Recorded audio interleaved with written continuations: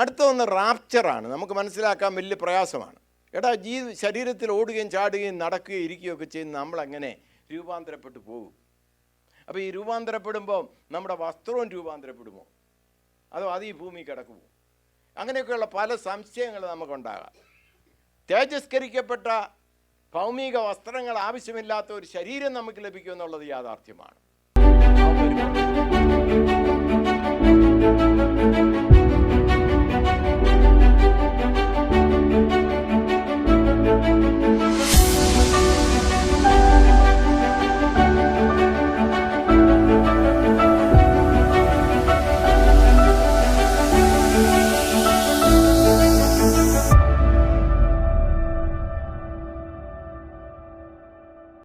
Greetings to all of you in the precious name of our Lord and Savior Jesus Christ. കർത്തൃനാമത്തിൽ എല്ലാവർക്കും സ്നേഹവന്ദനം.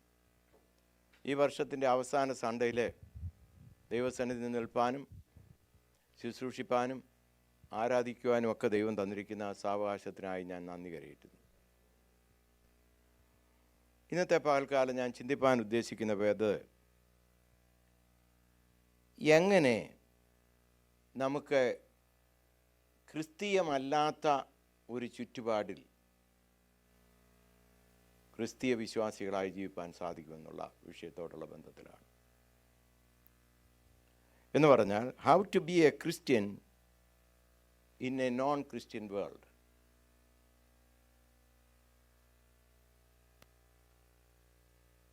ഒരു census എടുത്താൽ, അല്ലെ അമേരിക്കയിൽ ഒരു സെൻസസ് എടുത്തപ്പോൾ അതിനകത്ത് മനസ്സിലാക്കുന്നത്, ഒരു കൺസർവേറ്റീവായിട്ടുള്ള ഒരു ക്രിസ്ത്യനെ പൊതുജനം ഹെയ്റ്റ് ചെയ്യുന്നു എന്നുള്ളതാണ് സത്യം. അപ്പോൾ നിങ്ങൾക്ക് തോന്നും, ഒരു സത്യവിശ്വാസിയെ എങ്ങനെ മറ്റുള്ളവർക്ക് ഹെയ്റ്റ് ചെയ്യാൻ സാധിക്കും? ദൈവവചനം പറയുന്നു, ശിഷ്യൻ ഗുരുവിൻ മീതെയല്ല. യേശു പറയുകയാണ്, ഈ ലോകം എന്നെ പകച്ചുവെങ്കിൽ നിങ്ങളെ പകയ്ക്കും. പച്ച മരത്തോട് ഇത്രയുമെങ്കിൽ ഉണക്കമരത്തോട് എത്രയധികം.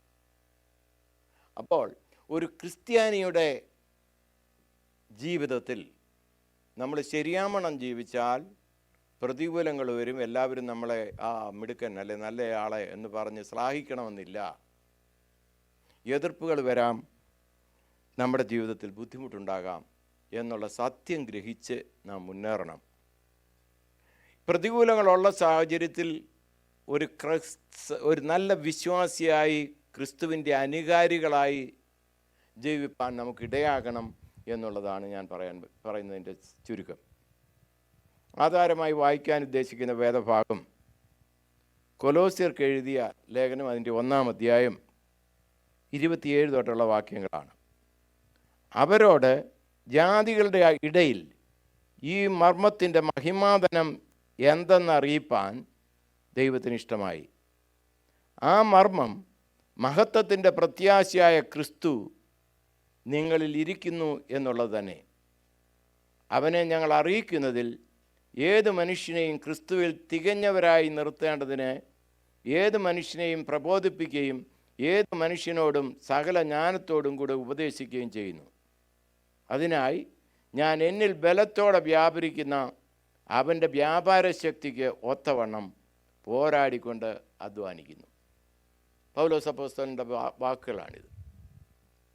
തൻ്റെ വ്യക്തിപരമായ ജീവിതത്തിലെ സാഹചര്യങ്ങൾ അദ്ദേഹം പറയുകയാണ്. പൗലോസ് അപ്പോസ്തലൻ ജയിലിൽ കിടന്നുകൊണ്ടാണ് കൊലോസ്യ ലേഖനം എഴുതുന്നത്.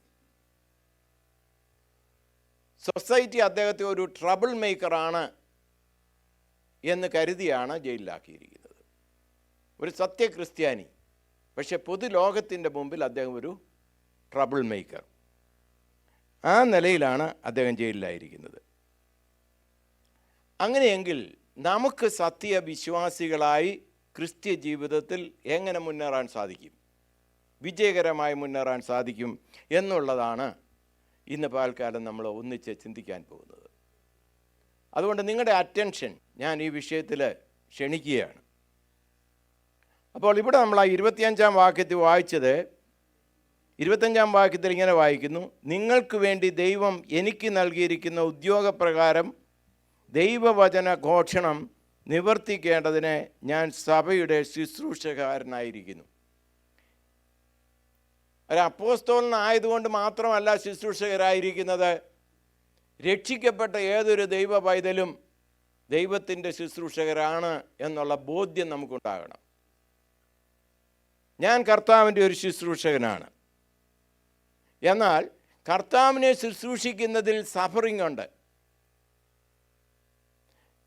ഈ കാലത്തെ സുവിശേഷ ഘോഷണം പലപ്പോഴും ആളുകളെ തെറ്റിക്കുന്നതാണ്. നിങ്ങളുടെ ഏത് പ്രശ്നമാണെങ്കിലും ഇങ്ങ് വരീൻ, കർത്താവിനെ അറിഞ്ഞാൽ പിന്നെ ജീവിതത്തിൽ ഒരു പ്രശ്നവുമില്ല എന്ന രീതിയിൽ പഠിപ്പിക്കാറുണ്ട്. അത് കേട്ടുകൊണ്ട് ചിലർ വരും. അങ്ങനെ അല്ലാതെ വരുമ്പോൾ അവർ നിരാശരായി പിന്മാറ്റത്തിലേക്ക് പോകാനും സാധ്യതയുണ്ട്. കർത്താവായ യേശു ക്രിസ്തു വചനത്തിലൂടെ നമ്മളെ ഉദ്ബോധിപ്പിക്കുന്ന ലോകത്തിൽ നിങ്ങൾക്ക് കഷ്ടമുണ്ട്, എങ്കിലും ധൈര്യപ്പെടുവീൻ, ഞാൻ ലോകത്തെ ജയിച്ചിരിക്കുന്നു. നിങ്ങൾക്ക് കഷ്ടവും ഉപദ്രവവും ഇല്ല എന്നല്ല ദൈവവചനം പഠിപ്പിക്കുന്നത്. ഒരു സത്യവിശ്വാസിയാണോ കഷ്ടവും ഉപദ്രവങ്ങളും ജീവിതത്തിൽ ഉണ്ടാകും. എന്നാൽ യേശു പറഞ്ഞു, നിങ്ങൾ പേടിക്കേണ്ട കാര്യമൊന്നുമില്ല, എൻ്റെ സാന്നിധ്യം നിങ്ങളോട് കൂടെയുണ്ട് എന്നുള്ളതാണ് കർത്താവ് പറയുന്നതും പഠിപ്പിച്ചതും. എന്ന് മാത്രമല്ല, പൗലോസ് അപ്പോസ്തലൻ ഡമാസ്കസിലേക്ക് യാത്ര ചെയ്യുമ്പോൾ അദ്ദേഹത്തിൻ്റെ യാത്രയുടെ പർപ്പസ് എന്താണ്, ഉദ്ദേശം എന്താണ്? ഡമാസ്കസിലുള്ള വിശ്വാസികളെയൊക്കെ പിടിച്ച് തടങ്കലിലാക്കണം, പറ്റുമെങ്കിൽ കൊല്ലിക്കണം. ഈ ഉദ്ദേശത്തോടു കൂടി കുതിരപ്പുറത്ത് കയറി അദ്ദേഹം അധികാരപത്രമുണ്ട് അദ്ദേഹത്തിന്. He got the authority from the government to do that. ആ അധികാരപത്രവും ഏറിക്കൊണ്ട് ഡമാസ്കസിലേക്ക് യാത്ര ചെയ്യുമ്പോഴാണ് നട്ടുച്ചയ്ക്ക് സൂര്യനെ കവിയുന്ന പ്രഭയിൽ ദൈവം അവന് പ്രത്യക്ഷനാകുന്നത്, ക്രിസ്തു അവന് പ്രത്യക്ഷനാകുന്നത്. അപ്പോൾ അദ്ദേഹത്തോട് ചോദിക്കുന്ന ചോദ്യമുണ്ട്, ശൗലേ ശൗലേ, നീ എന്നെ ഉപദ്രവിക്കുന്നത്? അപ്പോൾ അവൻ പറയുന്നു, നീ ആരാണ്? കർത്താവേ, നീ ഉപദ്രവിക്കുന്ന യേശുവാണ് ഞാൻ എന്ന് കർത്താവ് മറുപടി പറയും. അതിനുശേഷം അദ്ദേഹത്തിൻ്റെ കണ്ണ് ബ്ലൈൻഡായിട്ട് 3 ദിവസം അദ്ദേഹം ഒരു വീട്ടിൽ അഭയം തേടിയിരിക്കുകയാണ്. ആ സമയത്ത് അനന്യാസ് എന്ന് പറയുന്ന പുരുഷന് ദൈവം പ്രത്യക്ഷനായി. കർത്താവ് പ്രത്യക്ഷനായിട്ട് അവനോട് പറഞ്ഞു, നീ ജൂദയുടെ ഭവനത്തിൽ വസിക്കുന്ന തർസൂസുകാരനായിരിക്കുന്ന ശൗലിനെ കാണണം, നീ പ്രാർത്ഥിക്കണം, അവൻ്റെ കണ്ണ് അപ്പോൾ സൗഖ്യമാകും. അവനത് ദർശനം കണ്ടുകൊണ്ടിരിക്കുക.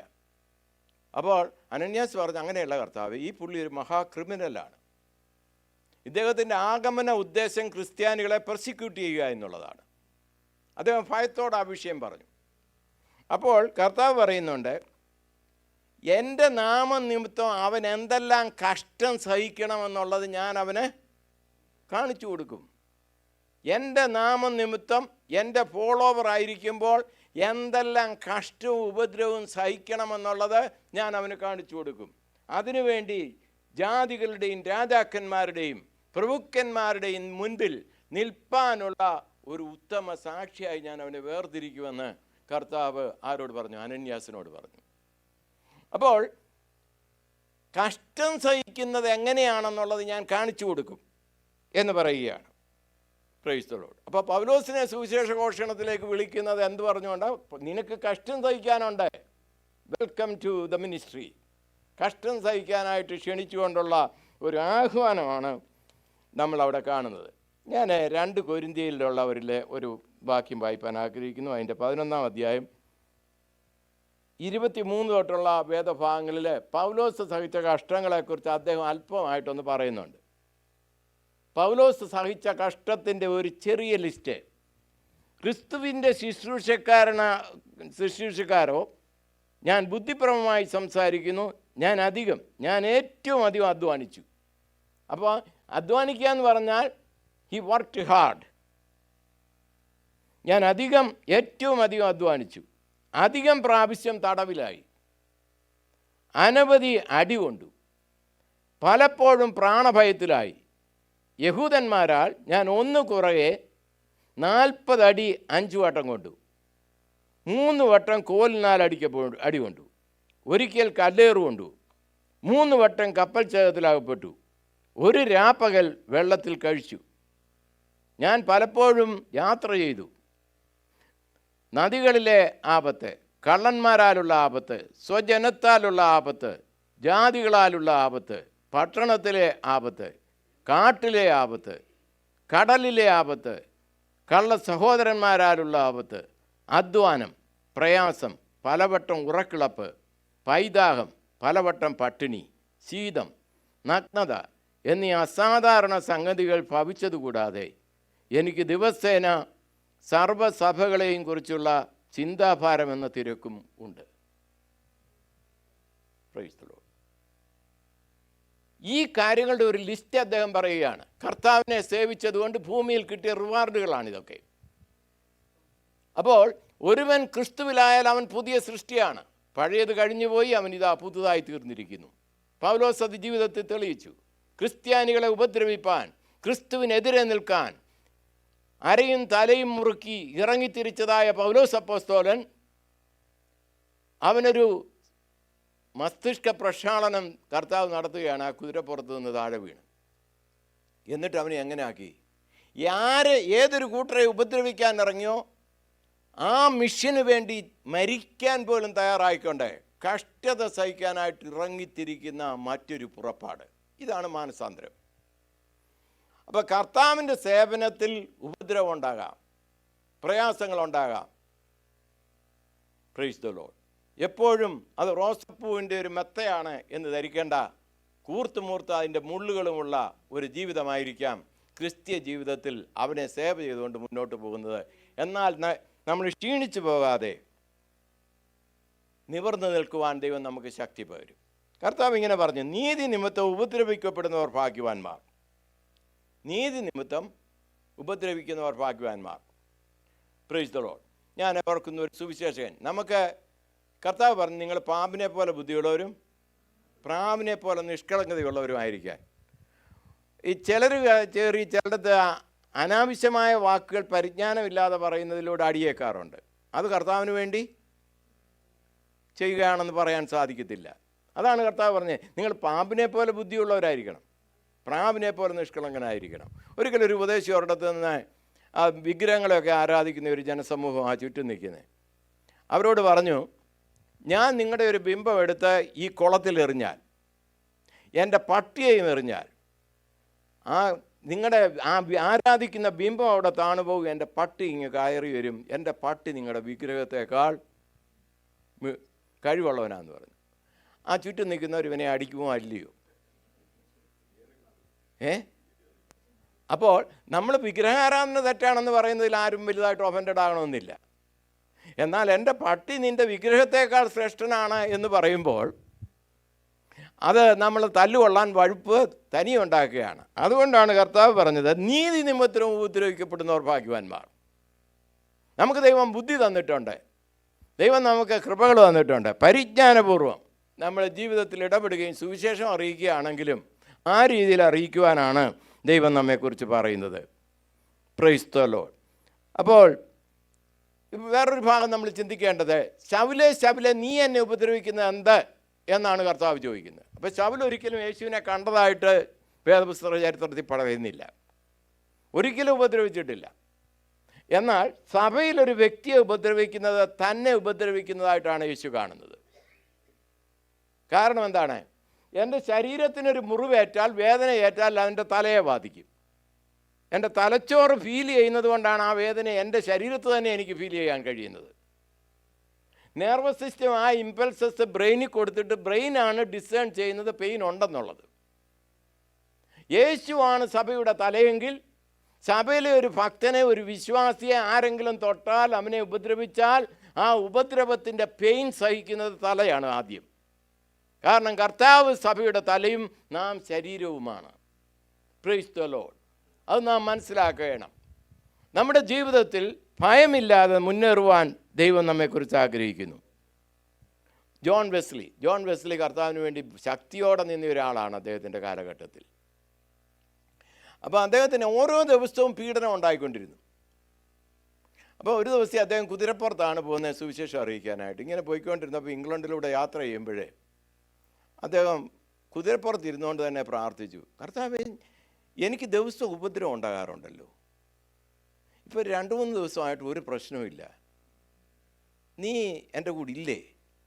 ഉണ്ടായിരുന്നെങ്കിൽ എനിക്ക് എല്ലാ ദിവസവും ഇങ്ങനെ പ്രതികൂലവും ഉപദ്രവവും ഉണ്ടാകുന്നതാണ്. ഇത് ഇങ്ങനെ ഉറച്ചാണ് പ്രാർത്ഥിച്ചത്. ഇത് വെറുപ്പുള്ള ഒരു മനുഷ്യൻ അടുത്ത് കള്ളും കുടിച്ചേച്ച് നിൽക്കുകയായിരുന്നു. അദ്ദേഹം ആ ബോട്ടിലെടുത്ത് ഒറ്റ ഏറ് വെച്ച് കൊടുത്തു.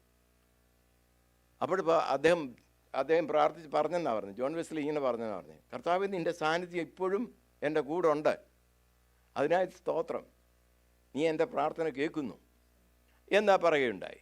അപ്പോൾ ചുരുക്കം പറഞ്ഞാൽ, ഒരു മനുഷ്യന് ക്രിസ്തുയേശുവിൽ ഭക്തിയോടെ ജീവിക്കാൻ മനസ്സുണ്ടോ, ഉപദ്രവങ്ങൾ, പ്രയാസങ്ങൾ ജീവിതത്തിൽ അഭിമുഖീകരിക്കുമെന്നുള്ളതിന് സംശയമൊന്നുമില്ല. അതുകൊണ്ടാണ് കർത്താവ് പഠിപ്പിച്ചത്, തൻ്റെ ക്രൂശ് എടുത്ത് എന്നെ അനുഗമിക്കാത്തവനും എനിക്ക് യോഗ്യനല്ല. നമ്മുടെ ജീവിതത്തെ പ്രതികൂലങ്ങൾ വന്ന, അയ്യോ വന്നോ, ഞാൻ കർത്താവിനെ ഇത്രയും സ്നേഹിച്ചിട്ടും ഫോളോ ചെയ്തിട്ടും എനിക്ക് ഇങ്ങനെയൊക്കെ സംഭവിച്ചോ എന്നുള്ള പരാതിയല്ല. കർത്താവ് പറഞ്ഞു, ക്രിസ്തുയേശുവിൽ ഭക്തിയോടെ ജീവിപ്പാൻ മനസ്സുള്ള എല്ലാവർക്കും ഉപദ്രവം ഉണ്ടാകുമെന്ന് പഠിപ്പിച്ച വചനമാണ്.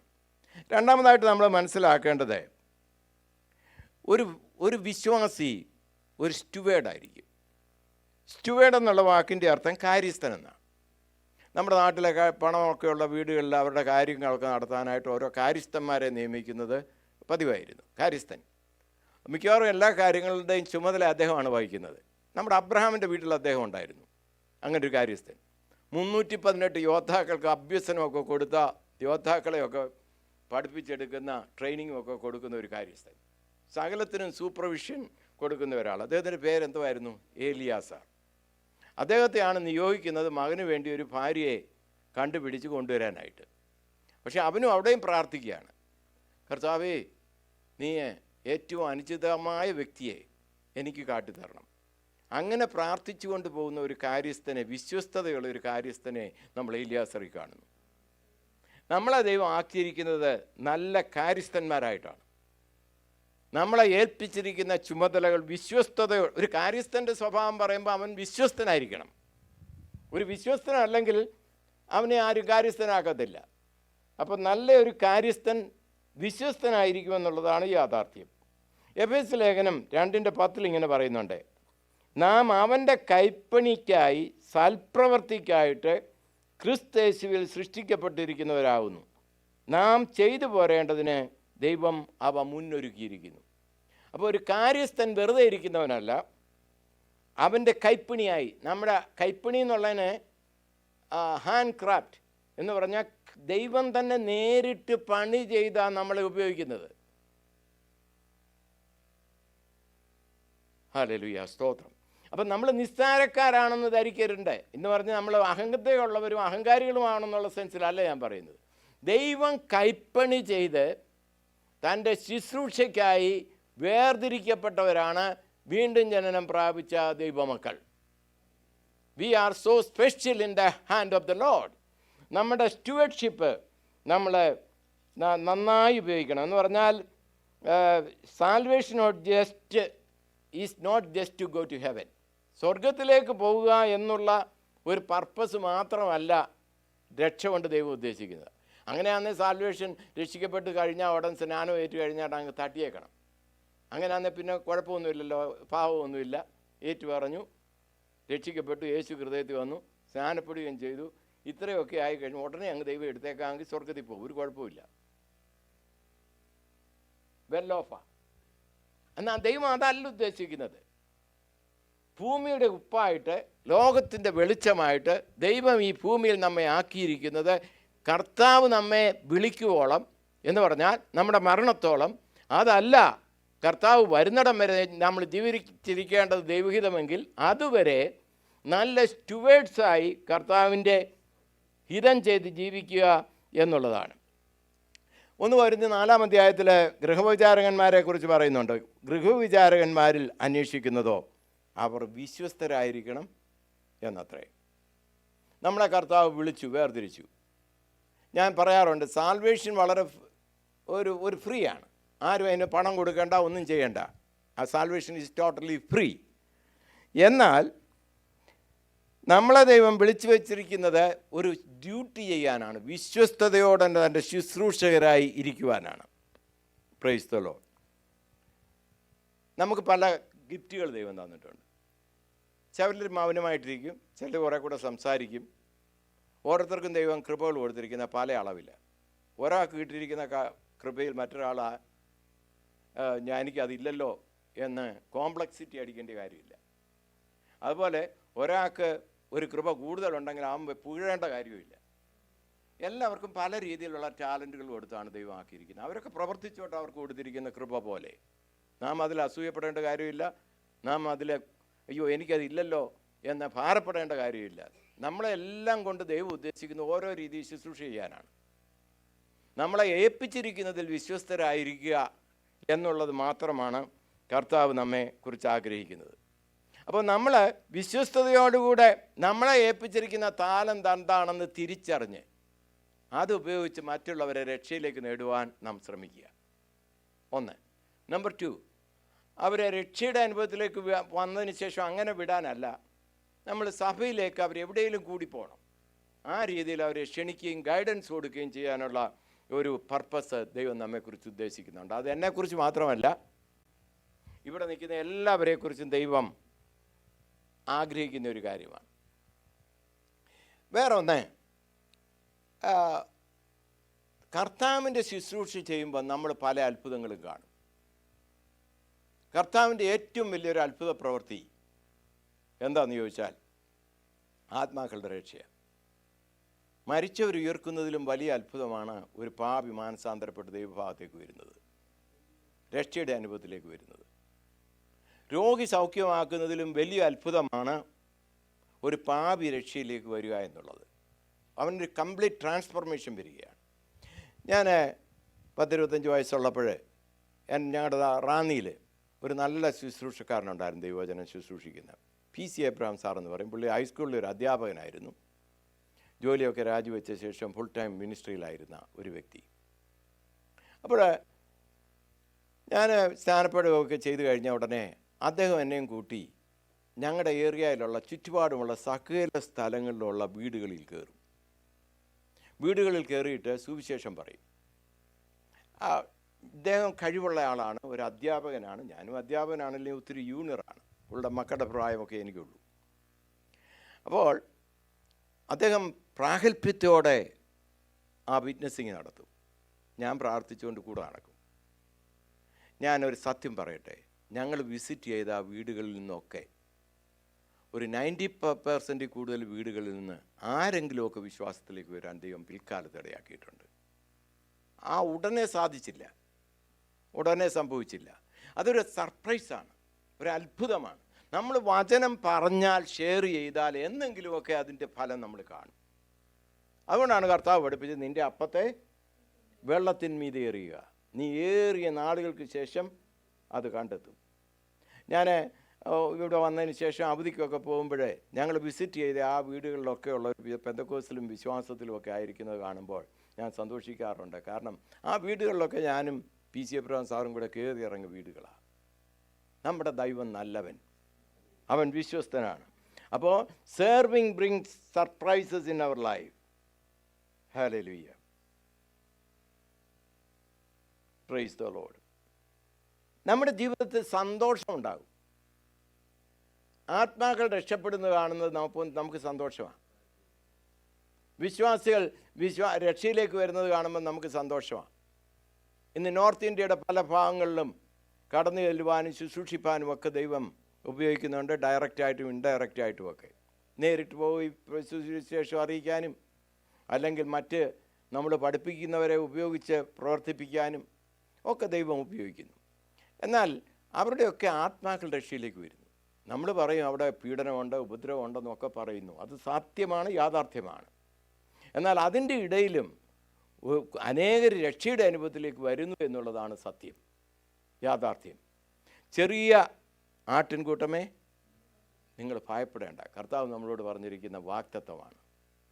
നമ്മൾ പേടിക്കേണ്ട കാര്യമില്ല. വിശ്വസ്തയോടെ ദൈവസന്നിധിയിൽ മുന്നേറുക. ഹല്ലേലൂയ. പല കാര്യങ്ങളും നമുക്ക് മിസ്റ്ററിയാണ്. ഒരു മിസ്റ്ററി എന്താണെന്ന് ചോദിച്ചാൽ, യഹൂദന്മാരുടെ ഇടയിലാണ് യേശു ജനിച്ചത്. അവരുടെ തൽമൂദുകൾ, അവരുടെ തൗറാത്തിലെല്ലാം രക്ഷകനായി വരുന്ന മശിഹായെക്കുറിച്ച് പറഞ്ഞിട്ടുണ്ട്. പക്ഷേ ഇന്ന് ലോകത്തെ ക്രിസ്ത്യാനി വിശ്വാസികളുടെ ഗ്രൂപ്പ് എണ്ണം എടുത്ത് നോക്കിയാൽ എല്ലാം യഹൂദന്മാരല്ല. കൂടുതൽ യഹൂദന്മാരല്ല, കുറേ യഹൂദന്മാർ മാത്രമേ ഉള്ളൂ. ആരുടെ നടുവിൽ യേശു ജന്മമെടുത്തോ ആ ഗ്രൂപ്പിലുള്ളവരെക്കാൾ തന്നെ അനുഗമിക്കുന്നവർ വന്നിരിക്കുന്നത് ജാതികളിൽ നിന്നാണ്, മറ്റു ഗ്രൂപ്പിൽ നിന്നാണ്. അതൊരു മിസ്റ്ററി അല്ലേ? സ്വന്തം ഗ്രൂപ്പിൽ നിന്നല്ല. അവരുടെ വിടുതൽ പിന്നീട് നടന്നോളും. പൗലോസ് അപ്പോസ്തലൻ ഇതേക്കുറിച്ച് ഭാരമുള്ളവനായിരുന്നു. അത് അദ്ദേഹം പ്രസ്താവിക്കുന്നുണ്ട് റോമാലേഖനം എഴുതുമ്പോൾ. എന്നാൽ അതിൻ്റെ 11ാം അധ്യായത്തിലേക്കൊക്കെ വരുമ്പോൾ അദ്ദേഹം പറയുന്നുണ്ട്, അവർ അക്ഷയരായി മൊത്തം ആളുകൾ യഹൂദന്മാരെ വിശ്വാസത്തിലേക്ക് വരുന്ന ഒരു കാലമുണ്ട്. രക്ഷിതാവായി ക്രൂശിക്കപ്പെട്ട യേശുവിനെ മനസ്സിലാക്കുന്ന ഒരു സമയമുണ്ടെന്ന് പറയുന്നു. ഇന്ന് നമുക്കൊരു അത്ഭുതമാണ് ഇവരത് അറിയുന്നില്ലല്ലോ എന്നുള്ളത്. വേറൊന്ന്, ദൈവത്തിന് എങ്ങനെ ഇൻകാർണേറ്റ് ചെയ്യാൻ കഴിയും മനുഷ്യനായി? ഈ കൊലോസ്യ ലേഖനമാണ് നമ്മൾ വായിച്ചുകൊണ്ടിരുന്നത്. അവിടെ മുഴുവൻ പറയുന്നത് യേശു ക്രിസ്തു മനുഷ്യ സാദൃശ്യത്തിൽ വെളിപ്പെട്ട ദൈവമാണ്. സകല സൃഷ്ടിയും അവൻ മുഖാന്തരവും അവനായും സൃഷ്ടിക്കപ്പെട്ടു. കൊലോസ്യ ലേഖനത്തിൽ പറയുകയാണ്. ഞാൻ വാക്യങ്ങളെല്ലാം വായിപ്പിച്ച് സമയമെടുക്കുന്നില്ല. അവൻ സർവ്വത്തിനും മുമ്പെയുള്ളവൻ, അവൻ സകലത്തിനും ആധാരമായിരിക്കുന്നു, അവൻ സഭ എന്ന ശരീരത്തിൻ്റെ തലയുമാകുന്നു. യേശുവിനെ കുറിച്ച് പറയുകയാണ്. Price the Lord. സ്വർഗത്തിലും ഭൂമിയിലും ഉള്ളതും ദൃശ്യമായതും അദൃശ്യമായതും, സിംഹാസനങ്ങളാകട്ടെ, കർത്തൃത്വങ്ങളാകട്ടെ, വാഴ്ചകളാകട്ടെ, അധികാരങ്ങളാകട്ടെ, സകലവും അവൻ മുഖാന്തരം സൃഷ്ടിക്കപ്പെട്ടു. അവൻ മുഖാന്തരവും അവനായിട്ടും സകലവും സൃഷ്ടിക്കപ്പെട്ടിരിക്കുന്നു. ഈ യേശു ആരാണ്? സർവശക്തിയുള്ള മഹാദൈവം. ജഡത്തിൽ ദൈവത്തിന് ഒരു രൂപമുണ്ടെങ്കിൽ അത് ക്രിസ്തുവിലാണ് നമ്മൾ കാണുന്നത്. ദൈവം ആത്മാവാണ്. എന്നാൽ ആ ആത്മാവ് ജഡമായി തീർന്ന് പേഴ്സോണിഫൈ ചെയ്യുമ്പോൾ നാം ദർശിക്കുന്നത് ക്രിസ്തുയേശുവിനെയാണ്. He is nothing less than God. ആ മിസ്റ്ററി നമ്മൾ മനസ്സിലാക്കണം. അടുത്ത ഒന്ന് റാപ്ചറാണ്. നമുക്ക് മനസ്സിലാക്കാൻ വലിയ പ്രയാസമാണ്. ശരീരത്തിൽ ഓടുകയും ചാടുകയും നടക്കുകയും ഇരിക്കുകയൊക്കെ ചെയ്യുന്ന നമ്മളെങ്ങനെ രൂപാന്തരപ്പെട്ടു പോകും? അപ്പോൾ ഈ രൂപാന്തരപ്പെടുമ്പോൾ നമ്മുടെ വസ്ത്രവും രൂപാന്തരപ്പെടുമോ, അതോ അത് ഈ ഭൂമി കിടക്കുമോ? അങ്ങനെയൊക്കെയുള്ള പല സംശയങ്ങൾ നമുക്കുണ്ടാകാം. തേജസ്കരിക്കപ്പെട്ട ഭൗമിക വസ്ത്രങ്ങൾ ആവശ്യമില്ലാത്ത ഒരു ശരീരം നമുക്ക് ലഭിക്കുമെന്നുള്ളത് യാഥാർത്ഥ്യമാണ്. അവൻ വരുമ്പോൾ എടുക്കപ്പെടും. ഇവിടെ ഇരിക്കുന്ന എല്ലാവരും എടുക്കപ്പെടും. കാരണം നാം യേശുവിനെ ഹൃദയത്തിൽ രക്ഷിതാവും കർത്താവുമായി സ്വീകരിച്ചിരിക്കുന്നവരാണ്. നാം തൻ്റെ ആത്മാവിനെ പാനം ചെയ്യുന്നവരും അവനെ അനുഗമിക്കുന്നവരുമാണ്.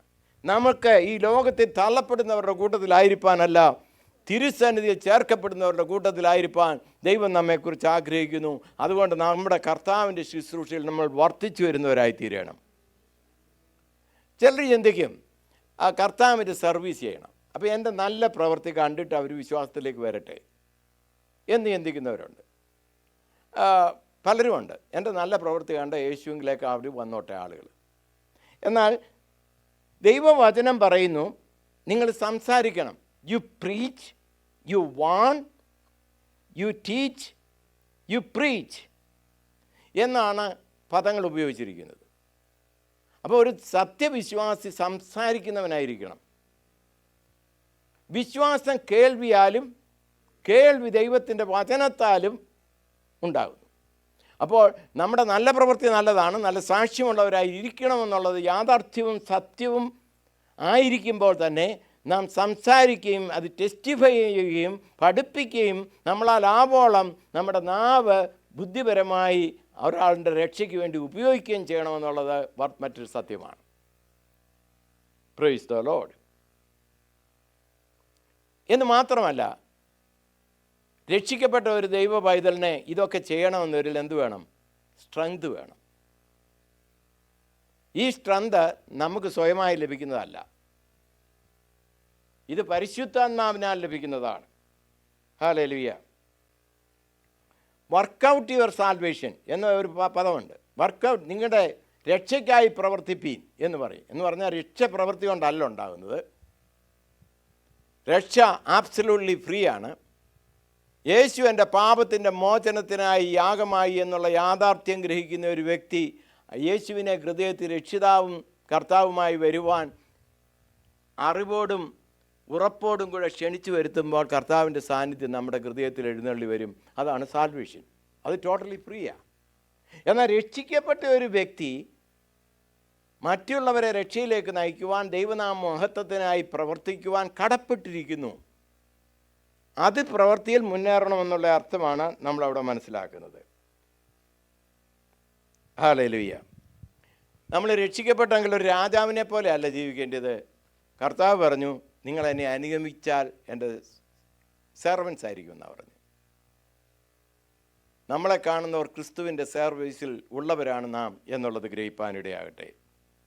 അപ്പോൾ ഞാൻ ഇന്ന് പറഞ്ഞതിൻ്റെ സാരാംശം ഇതാണ്. നമ്മുടെ ജീവിതത്തിൽ കർത്താവിനെ സാക്ഷീകരിക്കുന്നതിൽ കഷ്ടമോ പ്രയാസമോ ഉണ്ടായാൽ നിരാശപ്പെടരുത്.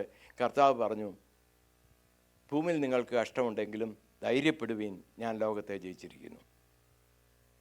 രണ്ടാമതായിട്ട് ഞാൻ പറയാൻ ഉദ്ദേശിച്ച കാര്യം, നമ്മൾ നല്ല കാര്യവിചാരകരാകാൻ ദൈവം ആഗ്രഹിക്കുന്നു. കാര്യവിചാരകരെക്കുറിച്ച് ദൈവം ഉദ്ദേശിക്കുന്നത് വിശ്വസ്തരായിരിക്കണമെന്നാണ്.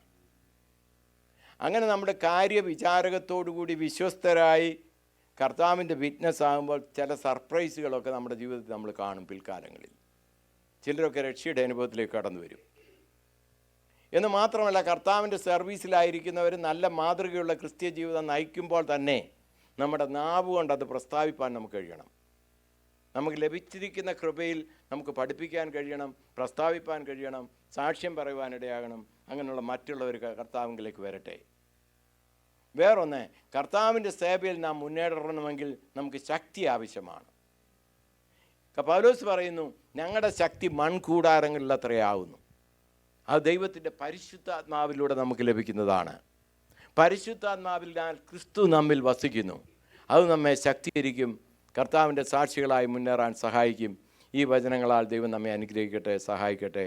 May God bless you all.